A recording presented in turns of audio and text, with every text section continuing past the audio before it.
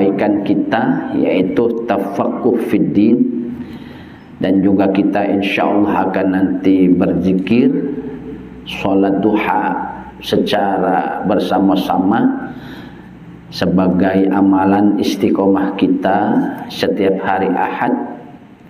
Semoga amalan-amalan kita ini diberikan keberkahan di sisi Allah Subhanahu wa taala dan menjadi majlis turunnya rahmat maghfirah dari Allah Subhanahu wa taala. Semoga segala hajat cita-cita kita, urusan dunia pun akhirat, akan dikabul oleh Allah Subhanahu wa taala. Amin ya rabbal alamin.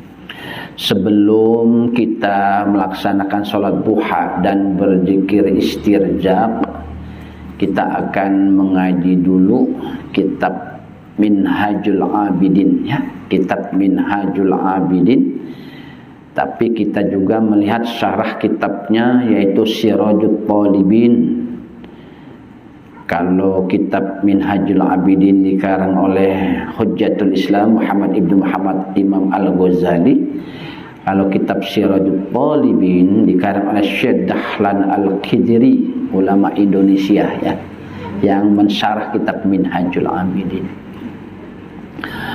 Ada yang punya kitabnya, dilihat kitabnya, ya, masih Al-Aqabatul Ula.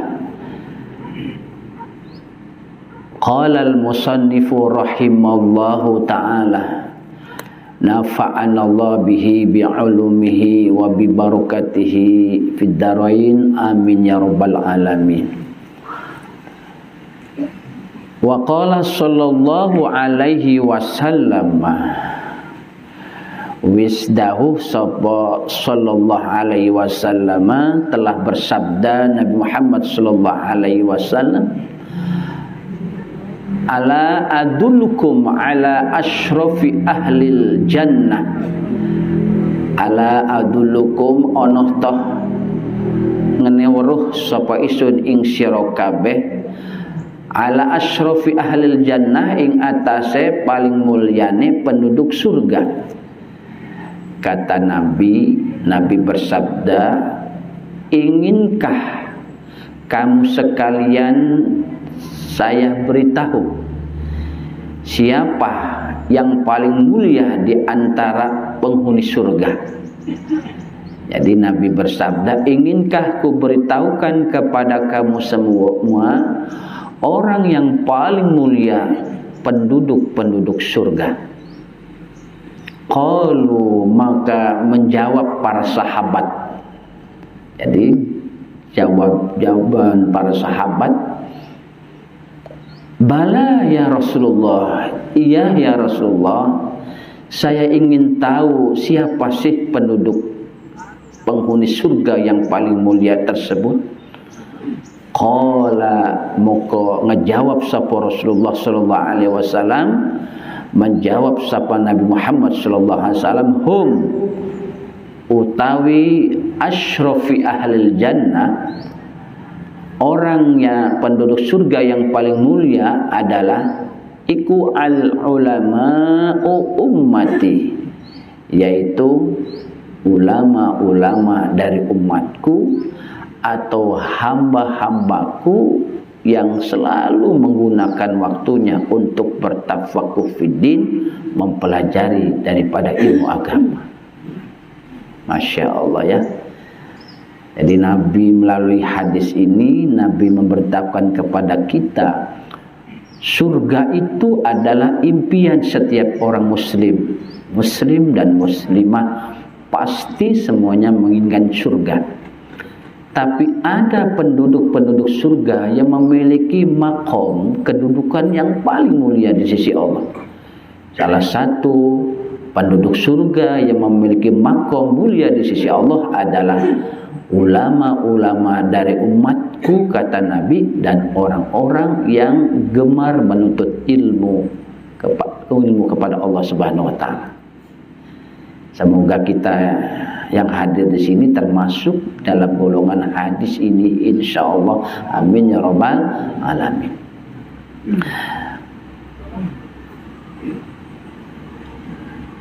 Dalam syarah kitab Sirajut Talibin ini Syekh Ahmad Dahlan menambahkan hadis yang lain. Qala Nabi sallallahu alaihi wasallam, al-ulama'u ahlul jannah.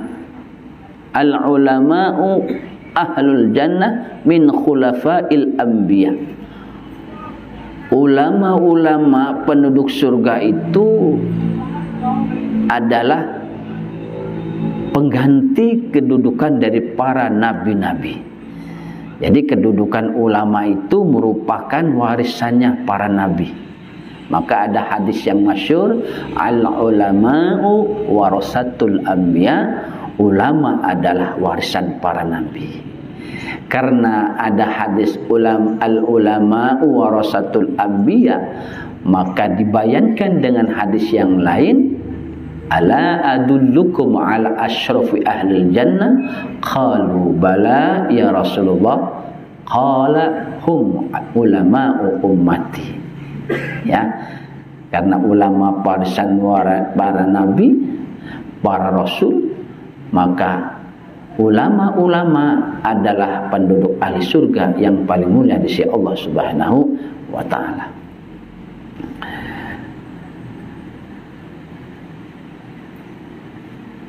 Bahkan dalam hadis yang lain, an Abi Hurairah radhiyallahu anhu qala Rasulullah sallallahu alaihi wasallam, nazruka ila wajhil alim khairul laka min alfi farasin tatasaddaqu biha fi sabilillah. Mandangnya kamu semua kepada wajahnya para alim ulama itu lebih baik bagimu, khairul laka min alfi farasin tatasaddaqu biha fi sabilillah, dari engkau bersedekah 1000 kuda yang kau gunakan untuk jalan fi sabilillah. Ya. Jadi alhamdulillah luar biasa ya. Bahkan dalam sabda yang lain, akribul ulama'a fa innahum warasatul anbiya. Muliakanlah para alim ulama, karena sesungguhnya para alim ulama itu adalah warisannya para nabi. Faman akramahum faqad akramallah wa rasulah. Siapa yang memuliakan ulama, sungguh dia telah memuliakan Allah dan Rasulnya. Ya, jadi konteks para alim ulama ini konteksnya juga bagi orang-orang yang gemar menuntut ilmu, juga kedudukannya sama di sisi Allah Subhanahu wa taala. Bahkan Imam Syafi'i mengomentari hadis-hadis fadilah memuliakan ulama dengan mengatakan, wa qala Syafi'i radhiyallahu anhu, man la yuhibbul ilma la khaira fih. Siapa saja yang tidak mencintai ilmu, maka tidak ada kebaikan di dalam dirinya.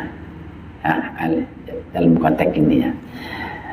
Jadi ibu bapak yang kami hormati, ya, dalam kitab ini dijelaskan bahwasanya Nabi mengajarkan kepada kita untuk gemar menuntut ilmu. Kata Imam Syafi'i tadi, man la yuhibbul ilma la khaira fih. Siapa yang tidak mencintai ilmu, maka tidak ada nilai kebaikan di dalamnya. Fabana laka annal ilma asyrafu jauharon minal ibadah. Fabana mongkawis jelas, telah jelas laka kedua siro bagimu, kata Imam Ghazali ini dalam kitab Minhajul Abidinnya, annal ilma satamana ilmu, sesungguhnya ilmu iku asyrafu jauharon, itu lebih mulianya apanya, jauharon permatanya, indahnya, minal ibadah dari ibadah. Ya, maka Imam Ghazali memberikan komentar, sekarang sudah jelaslah bahwa ilmu itu permata.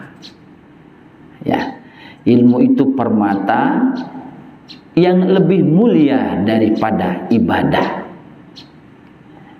Walakin la budda, tetapi la budda orang kena orang hak atau harus minal ibadah ma'al ilmi, tapi harus juga ibadah itu harus disertai dengan ilmu. Ibadah itu harus dilandasi dengan ilmu. Ya. Wa illa lamun, kalau tidak gitu maksudnya, kalau tidak ibadah, karena ilmu habaan mansura, maka ilmune wong hamba iku habaan mansura, itu seperti debu yang ditebarkan oleh angin. Artinya ibadahnya, ilmunya adalah sia-sia. Artinya kata Imam Ghazali sudah jelaslah bahwa ilmu itu permata, keindahan dalam hidup yang kedudukannya lebih mulia daripada ibadah. Tapi ibadah pun tidak boleh tiada, artinya ibadah pun harus ada, tapi juga ibadah harus dikerjakan dengan disertai ilmu. Jika demikian, kalau ilmu tanpa ibadah, ya, maka ilmunya itu akan menjadi debu yang berhamburan ditiup angin.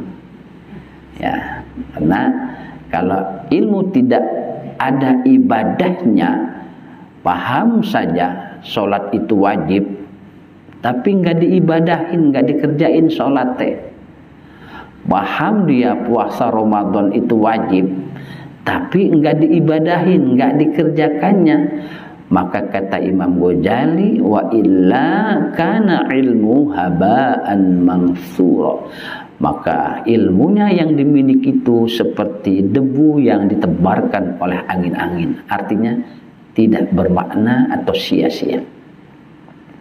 Diteruskan oleh Imam Ghazali, fa innal ilma bimanzilatis syajarati, maka setemene ilmu iku bimanzilatis syajarati, iku kelawan ya panggonane pohon.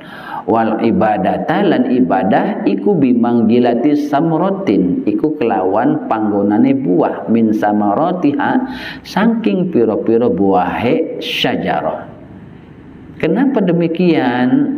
Kok ilmu enggak diibadahin, enggak diamalkan, itu seperti debu yang diteburkan angin?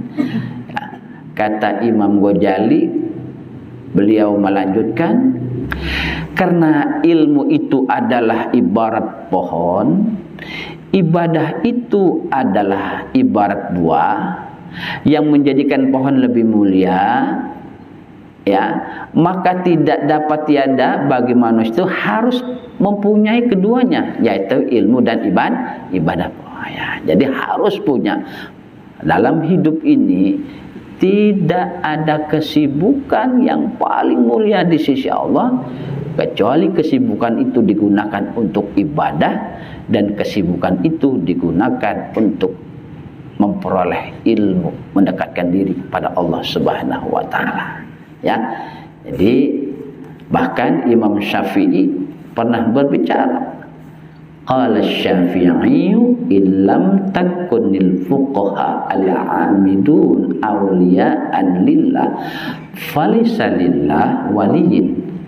Kalau ahli agama, ulama fikih, atau orang-orang yang cinta gemar terhadap ilmu, ya, orang yang soleh, ya, itu bukan wali Allah, niscaya Allah tidak memiliki wali di dunia ini. Jadi ibu bapak yang pagi hari ini, ya, duduk bersama-sama, ya, dalam rangka kita tafaqquh fiddin, kata Imam Syafi'i menggolongkan ulama dan ahli kajian agama pada kedudukan terhormat dalam Islam. Imam Syafi'i memasukkan ulama dan orang-orang yang gemar mengikuti kajian agama sebagai kelompok wali-wali Allah. Jadi sebuah kedudukan terhormat di bawah derajat kenabian dan rasul. Kemudian walihada qala al-Hasanul Basri rahimallahu taala,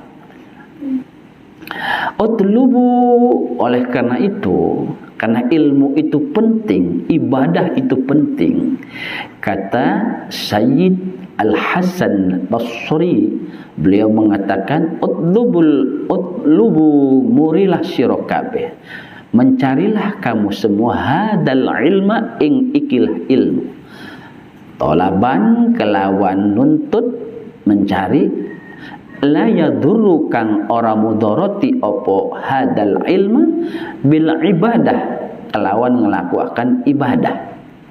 Kata Sayyidina Hasan Basri, karena ilmu penting, ibadah penting, maka kata beliau, utlubu hadal ilma talaban la yadurru bil ibadah, tuntutlah ilmu tapi tidak melupakan ibadah. Tuntutlah ilmu tapi tidak melupakan ibadah. Ya kalau tahu sholat itu wajib, ya kerjain, maksudnya begitu. Kalau tahu ngaji itu wajib, ya kerjain. Karena ngaji nuntut ilmu itu bukan budaya, tetapi perintah Allah dan Rasulnya. Utlubul ilma faridatun ala kulli muslimin. Ya, jadi mengaji itu adalah kewajiban kita kepada Allah Subhanahu wa taala. Karena hadisnya jelas, utlubul ilma faridatun ala kulli muslimin. Nah, maka kata Sayyidina Hasan Basri, tuntutlah ilmu tapi tidak melupakan ibadah. Kalau udah tahu ilmunya, kerjain. Watlubu, mongko murilah sira kabeh, carilah kamu semua hadhil ibadah, perolehlah, kerjakanlah kamu semua ing iki ibadah, tolaban karena ya ngerjaaken, la yaduru bil ilmi kang ora mudorotken apa ibadah bil ilmi kelawan ilmu. Maksudnya kata beliau, kerjakanlah ibadah, ibadah harus dikerjain, sholat harus dikerjakan, nah itu ibadah, tapi tidak boleh pada lupa pada ilmu. Artinya seluruh ibadah harus menyandarkan dan melandaskan kepada ilmu. Contohnya apa? Sholat saja, sholat harus pakai ilmu sholat. Kenapa demikian? Karena ada firman Allah, Bismillahirrahmanirrahim, fawailul lil musallin alladzina hum an sholatihim sahun. Fawailul, utawi neraka wel iku lil musallin, buat orang yang sholat. Jadi orang sholat juga bisa masuk neraka, tapi orang yang sholat yang bagaimana? Alladzina, wong akeh, ya, orang-orang banyak, alladzina-hum, orang-orang banyak yang mana sholatnya dalam keadaan sahun, lalai, ghaflah, lalai. Siapa orang yang sholat masuk neraka? Orang yang sholatnya lalai. Siapa orang yang sholatnya lalai? Sayyidina Ibnu Abbas, Nikola Syekh Abdul Qadir Jalani dalam kitab punyanya, maksud di sini adalah as-sholatu bidunil ilmi, orang yang sholat tapi sholatnya enggak pakai ilmu, ilmu fikihnya enggak dipelajari, enggak dipakai, maka sholatnya masuk fawailul lil musallin. Maka kata Sayyidina Hasan Basri, tuntutlah ilmu tapi tidak melupakan ibadah, dan kerjakan ibadah tapi tidak boleh lupa pada ilmu. Oleh karena itu kata Imam Al-Ghazali, sudah jelaslah kepada kita, ya, walamma istaqarra annahu la budda li'abdi minhuma jami'an. Walamma lan samangsa istaqarra wis tetep annahu sak temene kelakuan iku labudda harus ora kena ora li abdi maring hamba minhuma saking ilmu dan ibadah jami'an hale sekabihannya. Maka kata Imam Ghazali, oleh karena itu sudah jelaslah bahwa abad manusia kita ini harus memiliki keduanya, harus memiliki ilmu dan harus ibadah. Kata Imam Ghazali, ya, enggak boleh salah satunya enggak ada, harus bergandengan, ya, bersifat energik, ya. Dan yang utama yang harus didahulukan adalah ilmu, sebab ilmu itu pokok dan petunjuk. Fal ilmu mongko utawa ilmu iku aula lebih utama bitaqdim kelawan disiaken. Maka ilmu itu harus didahulukan, la mahalata hale pasti harus. Ilmu itu harus skala prioritas, harus didahulukan. Li'annahu karena setemana ilmu, karena sesungguhnya ilmu iku al aslu, itu adalah asal. Ilmu itu asal, wad dalilu lan dalil. Dalil apa? Landasan atau dalil untuk melaksanakan seluruh aktivitas yang bernilai ibadah. Seluruh aktivitas yang bernilai ibadah itu harus menyandarkan ilmu, kata Sayyidina Al-Hasan Basri yang dinukil oleh Hujjatul Islam Imam Al-Ghazali. Kenapa demikian? Walidzalika, oleh karena itu qala sallallahu alaihi wasallam al-ilmu, ini alasan Sayyidina Hasan Basri dengan mengatakan utlubu hadzal ilma talaban la yadurru bil ibadah wa tlubu hadhil ibadah talaban la yadurru bil ilm. Kata Sayyidina Hasan Basri, tuntutlah ilmu tapi tidak melupakan ibadah, dan kerjakanlah ibadah tapi ibadah juga harus mengajarkan ilmu. Kenapa demikian? Karena beliau menyadur, melandaskan kepada hadis Nabi, al-ilmu imamul amal, utawa ilmu iku imamnya amal, wal amalu utawi amal iku tabi'uhu, itu manute, ya, amal hu ing ilmu. Ilmu itu imamnya amal, sedangkan amal makmumnya. Ilmu itu imamnya amal, kata Nabi, ya, sedangkan amal itu makmumnya. Wa innama saral ilmu aslan matbu'an yalzamuka taqdimuhu 'alal ibadah. Sebab yang menjadikan ilmu itu pokok dan harus didahulukan daripada ibadah disandarkan pada dua perkara. Pertama, agar ibadah itu berhasil dan sehat. Jadi kenapa sih ilmu harus didahulukan dari ibadah? Ahaduhuma litahsula lakal ibadatu wa taslama, fa innaka awalan yajibu alaika an ta'rifal ma'bud summa ta'budahu, ya, wa kaifa ta'budu man la ta'rifuhu. Nah, jadi kata Imam Ghazali, ilmu harus didahulukan dengan ibadah. Pertama, agar ibadah itu berhasil dan sehat, maka wajib bagimu, berarti bagi kita, ya, mengenal dahulu siapa yang harus disembah. Setelah itu baru engkau menyembah kepada Allah Subhanahu wa taala. Jadi artinya sembahan, ya, artinya Gusti Allah yang harus kita sembah itu, karena itu merupakan kewajiban, wa ma khalaqtul jinna wal insa illa liya'budun. Maka teknis cara menyembah ibadah itu pun harus pahamnya dengan adalah ilmu, gitu ya. Itu ya pentingnya, kata Imam Ghazali. Ya, mungkin ini saja kajiannya dulu, kita lanjutkan pada pertemuan yang akan datang insyaallah. Bala, semoga Allah memberikan kesehatan, umur yang panjang, sehingga ibu bapak setiap Ahad pagi ya kita melakukan kajian ya.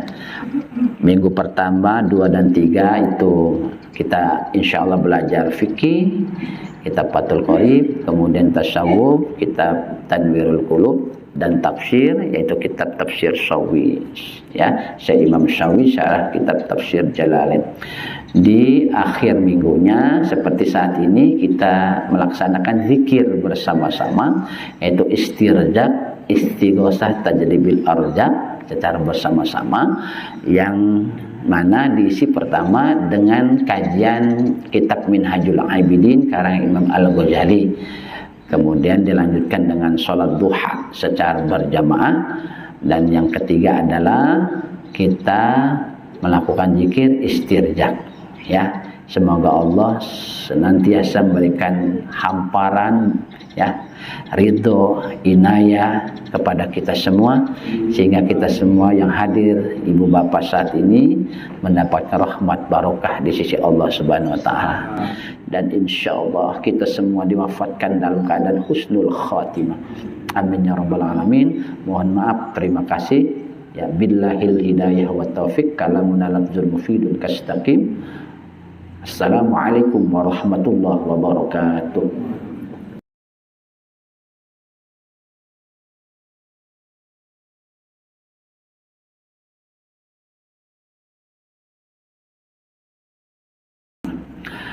A'udzu billahi minasyaitonir rajim. Bismillahirrahmanirrahim. Fafirru ilallah, fafirru ilallah, fafirru ilallah, fafirru ilallah, fafirru ilallah, inni lakum minhu nadhirun mubin. Tawakkalu 'alallah, tawakkalu 'alallah, tawakkalu 'alallah, wa kafa billahi wakilan, wa kafa billahi nasira, wa hasbunallahi wa ni'mal wakil, ni'mal maula wa ni'man nasir, wala hawla wala quwwata illa billahil aliyyil azim.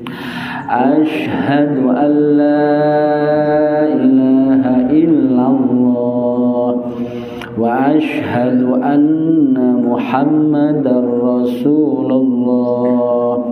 Ashhadu an la ilaha illallah wa ashhadu anna Muhammadar Rasulullah. Ashhadu an la ilaha illallah.